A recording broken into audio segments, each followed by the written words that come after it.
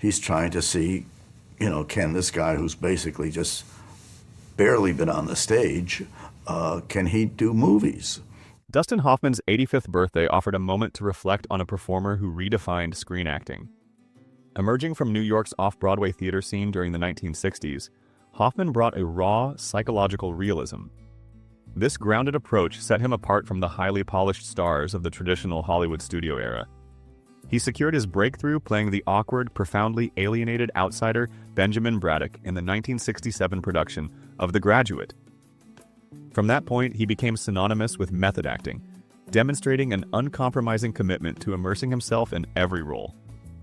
Over a career spanning more than 5 decades, his filmography includes deeply researched portrayals of street hustlers, divorced fathers, investigative reporters, volatile comedians, and autistic savants. This body of work earned him 2 Academy Awards and influenced generations of actors. Examining 6 specific motion pictures that significantly shaped him as a performer provides a comprehensive picture of his professional legacy. These are films he starred in or openly admires for their inherent artistry. By exploring the historical context, memorable dialogue, and underlying themes of each production, the narrative of his career emerges. Number 6, All the President's Men, 1976. Directed by Alan J. Pakula, this political thriller dramatizes how Washington Post reporters Bob Woodward and Carl Bernstein uncovered the Watergate scandal. John Mitchell. If you guys could get John Mitchell, that would be beautiful. Wait a minute. What's this here? Where are you ready to hear about Sloan? Sloan was the treasurer of the committee to His reelect. wife did what? The publication, Spirituality and Practice, categorized the film as a whodunit. Rather than focusing on a traditional mystery of who committed a crime, the narrative follows 2 young journalists who latch onto a routine office burglary, gradually uncovering a massive government conspiracy. A significant portion of the film's power derives from its casting. Dustin Hoffman plays the relentless reporter Carl Bernstein, opposite Robert Redford as the polished Bob Woodward. The narrative highlights their shared professional doubts, investigative missteps, and eventual breakthroughs. This structure frames investigative journalism as high adventure, culminating in the moral triumph of bringing down a sitting president. One of the film's most enduring cultural contributions is the phrase, "follow the money." Supposedly he's got a lawyer with $25,000 in a brown paper bag. Follow the money. This advice is delivered by the secretive informant known as Deep Throat, who urges Woodward to trace the flow of cash to reveal the full scope of systemic corruption. The phrase rapidly became shorthand for investigative persistence. In another pivotal scene, the reporter's editor, Ben Bradley, delivers strict instructions. He tells the reporters to print the story only when they have gotten it absolutely right, warning them that if they get the facts wrong, everyone involved will be down the drain. The film establishes profound suspense not through traditional action, but during scenes showing Woodward meeting Deep Throat in a shadowy parking garage. The informant warns that their movements are under surveillance, heightening the atmosphere of professional danger. Released 2 years following Richard Nixon's resignation, the film captured national anxieties regarding the abuse of government power. Pakula avoided conventional tropes like car chases, instead building tension through hushed conversations, the clatter of typewriters, and the dogged legwork of the reporters. To prepare, Hoffman spent considerable time with Bernstein to accurately mimic his physical mannerisms. The production accurately depicts journalism as an endeavor that is simultaneously tedious and heroic. Number 5, Rain Man, 1988. Barry Levinson's 1988 road drama pairs a selfish car dealer, Charlie Babbitt, portrayed by Tom Cruise, with his estranged autistic brother Raymond, played by Dustin Hoffman. As we present our big bonanza of cash on Wheel of Fortune. The film explores family structure, neurodiversity, and the possibility of personal growth through unexpected human connection. Hoffman spent 2 years preparing for the role, befriending autistic individuals and utilizing his previous experience working at a psychiatric institute. Through this research, he systematically developed Raymond's flattened vocal delivery, shuffling physical gait, and inability to make sustained eye contact. The film secured 4 Academy Awards, including Best Picture and Best Actor for Hoffman. Director Barry Levinson praised Hoffman's extensive range, noting his ability to execute both comedy and drama effectively.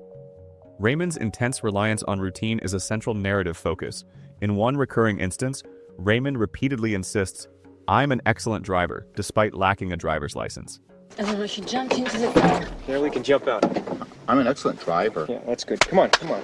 The line functions as both humorous and poignant, revealing his dependence on unchanging routines.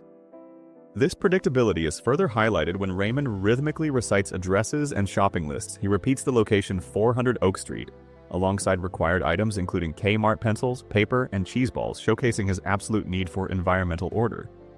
This profound need for routine severely clashes with Charlie's impatient nature when Raymond categorically refuses to fly on an airplane and insists on traveling cross-country by car. Charlie's frustration boils over. He snaps at his brother, declaring, "You want to be safe? I'm going to make you safe. It's going to be your way or the highway." This aggressive outburst marks a critical turning point in Charlie's difficult journey toward genuine empathy. The film invites viewers to empathize with autistic individuals while acknowledging the practical challenges associated with full-time caregiving. Its massive success also served to open mainstream theatrical audiences to neurodiverse narratives.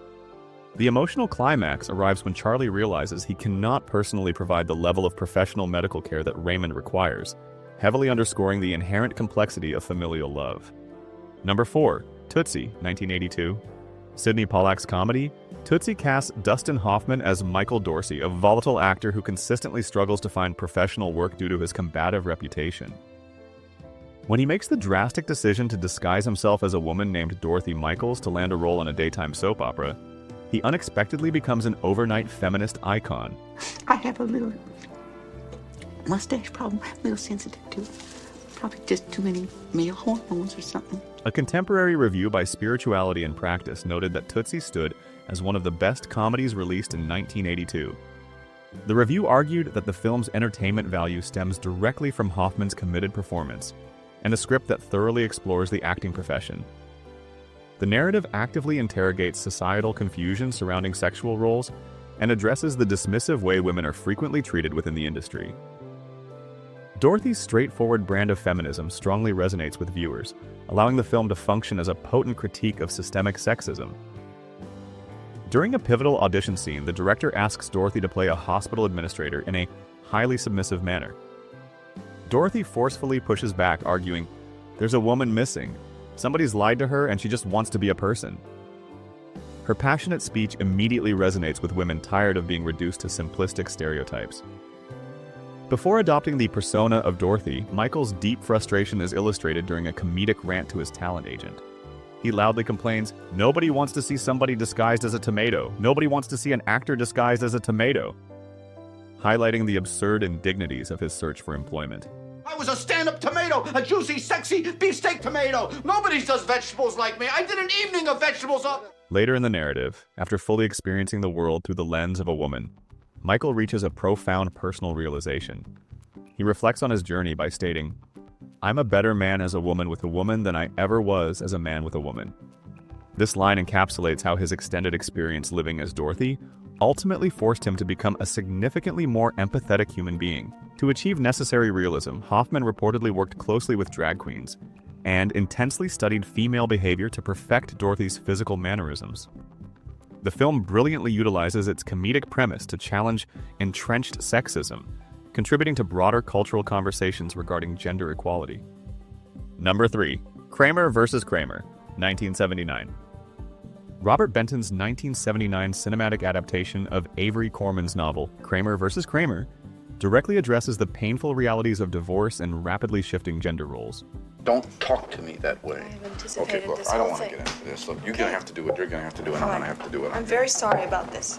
It was released during an era when the American legal system routinely operated under the assumption that mothers were inherently better suited for child custody. Critic Roger Ebert wrote that the film would not have been nearly as compelling if the script had chosen to take definitive sides in the marital conflict. Instead, the film invites the audience to watch deeply flawed characters actively learning to behave according to their own better natures. The narrative rigorously follows Ted Kramer, a highly driven, workaholic advertising executive portrayed by Hoffman. His structured life is shattered when his wife, Joanna, played by Meryl Streep, unexpectedly leaves him and their young son, Billy. Left entirely to his own devices, Ted is abruptly forced to learn the basic mechanics of domestic life, from cooking meals to reading bedtime stories, all while juggling severe career demands. The early chaos of this transition is vividly depicted during a scene where Ted attempts to cook French toast for breakfast. The young son immediately questions his father's culinary competence, pointing out, "You didn't put sugar on these." This minor domestic failure effectively illustrates Ted's profound early struggles with basic parenting. When Joanna eventually returns seeking legal custody of Billy, both parents have experienced significant personal growth, and the film deliberately avoids painting either individual as a villain. During the ensuing legal battle, Joanna provides tearful testimony on the witness stand. She carefully explains to the court that she left the marriage because she was entirely lost as a person, admitting she has finally learned how to care for herself and now wishes to care for her child. In response, Ted delivers a powerful courtroom speech regarding the fundamental nature of parenting. He passionately argues that being a capable parent is not dictated by gender, stating, "What makes someone a good parent? It has nothing to do with sex. Anyone who loves their child and cares for it or protects it is a good parent." Think about what does it make somebody a good parent? You know, it has to do with constancy. It has to do with patience. It has to do with listening to them. It has to do with pretending to listen to them when you can't even listen anymore. The film successfully humanizes both parents, while critically highlighting how society harshly judged women for leaving their families, and similarly judged men for taking on primary domestic responsibilities. Hoffman's nuanced performance earned him his first Academy Award. Number 2, Midnight Cowboy, 1969. John Schlesinger's 1969 production of Midnight Cowboy remains the only X-rated motion picture in history to win the Academy Award for Best Picture. In his analysis, Roger Ebert observed that the movie depicts the dark underbelly of America with painful, unflinching accuracy. He described the narrative as a mythic tale focusing on an eager, naive youth from the country who is systematically ground up by the unforgiving urban jungle. The storyline follows Texas dishwasher Joe Buck, played by Jon Voight, as he travels to New York City with the misguided ambition of becoming a highly paid male hustler. Early in the film, Joe boasts to a stranger on a bus regarding his supposed immense appeal to women, stating, "Well, sir, I ain't a for-real cowboy, but I am one hell of a stud." This loud bravado merely serves to mask his deep underlying vulnerability and creeping desperation. Upon arriving in the city, Joe befriends a sickly, limping con man named Ratso Rizzo, portrayed by Hoffman. Joe, you're a nice guy, and actually I'd be doing both of you a favor, but you know, for what?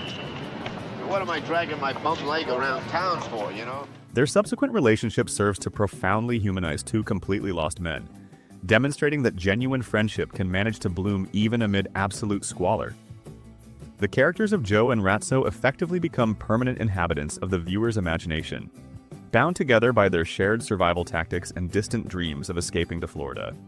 Ratso frequently tells Joe about his ultimate goal of reaching Miami, repeatedly fantasizing aloud about relaxing and sipping coconut drinks, a sequence that serves as a heartbreaking reminder of his ultimately unreachable hope. Shot on location in the unpolished Manhattan of 1968, the film documents Times Square sex shops and derelict flophouses without injecting artificial glamorization. Schlesinger's direction deliberately juxtaposes Joe's hopelessly naive dreams against Ratso's hardened, cynical survival instincts. The chaotic reality of their existence is encapsulated when a New York taxi nearly hits the two men as they cross a busy street. Ratso violently bangs his hands on the hood of the vehicle and aggressively yells, "I'm walking here!" I'm walking here! I'm walking here! This iconic line, completely improvised by Hoffman, perfectly captures Ratso's furious tenacity and the uncontrolled chaos of the New York streets. Hoffman completely transformed his physical presence for the part, adopting the persona of the limping Ratso by utilizing a harsh nasal accent and wearing exceptionally shabby clothing. Number 1, The Graduate, 1967. Mike Nichols' 1967 cinematic adaptation of Charles Webb's novel quickly evolved into a massive generational touchstone. Historical analysis by Turner Classic Movies notes that The Graduate functioned as one of the very first breakthrough youth-oriented feature films to successfully capture the stifling, pervasive hypocrisy of older American generations. It is a film constructed with deep intention, concluding with a famous final shot that deliberately leaves viewers uncertain as to whether youthful rebellion actually brings about true liberation, or merely results in a different form of quiet despair. Nichols purposefully structured the film's visual language around inanimate objects and the concept of passive observation. The protagonist, Benjamin Braddock, is repeatedly shown floating silently in his family's swimming pool, physically and emotionally drifting aimlessly through his parents' affluent world, long before he is finally spurred into taking active agency over his life. This profound sense of aimlessness is explicitly articulated when Benjamin's father aggressively presses him regarding his plans for graduate school or his career trajectory. Benjamin bluntly confesses that he is simply floating through life, perfectly echoing the film's recurring watery visual imagery. The stifling expectations placed upon him are crystallized during a crowded suburban cocktail party. An older family friend, Mr. McGuire, approaches Benjamin to offer highly confident advice regarding the future, stating simply, "There's a great future in plastics." Exactly how do you mean? There's a great future in plastics. Think about it. Will you think about it? Yes, I will. When a confused Benjamin asks if that is just one single word, McGuire smugly replies that he can explain the rest to him later. This single word instantly became a broad cultural shorthand for the entirely hollow, artificial corporate path that Benjamin is expected to seamlessly follow. The underlying narrative tension drastically shifts when Benjamin slowly realizes that his parents' married friend is making a deliberate romantic pass at him. He nervously stammers, "Mrs. Robinson, you're trying to seduce me, aren't you?" She calmly confirms his suspicion, leading to a prolonged, clandestine affair that systematically upends the lives of both families involved. The film's heavily subversive tone resonated profoundly with the rising American counterculture movement. Nichols utilized unbroken camera takes and the melancholy folk songs of Simon and Garfunkel to musically underline Benjamin's deep sense of disaffection. Dustin Hoffman's initial casting was recognized as a highly significant cultural shift. His unconventional physical looks and projection of intense emotional vulnerability contrasted sharply with the traditionally handsome leading men of that era. The performance resonated so strongly that it transformed the young stage actor into a massive overnight star. Dustin Hoffman's 6 defining films reveal a long, sustained career defined primarily by bold risk-taking and deep emotional empathy. From the deeply alienated college graduate drifting silently through suburban ennui, to a volatile actor finding his humanity as a transvestite soap opera star. From a desperate, dying cowboy's loyal sidekick on the streets of New York to a relentless investigative reporter unraveling a presidency, Hoffman consistently embraced complex roles that actively challenged theatrical audiences. Through his precise, deeply researched performances, he forced audiences to actively question generational norms in The Graduate, starkly exposed the realities of urban poverty in Midnight Cowboy, and deeply humanized the shifting dynamics of divorce in Kramer versus Kramer. Tootsie successfully utilized the comedic premise of cross-dressing to deliver a remarkably powerful critique of systemic sexism, while Rain Man fostered a broader public understanding of autism and the practical limits of familial caregiving. Finally, All the President's Men served to remind the public that a functioning democracy relies heavily upon professional courage and journalistic ethics. Ultimately, each distinct character pushed the actor to continuously observe and listen and completely transform. These fundamental artistic qualities have ensured his continued relevance across multiple decades of cinematic history, securing his place as a definitive figure in modern performance.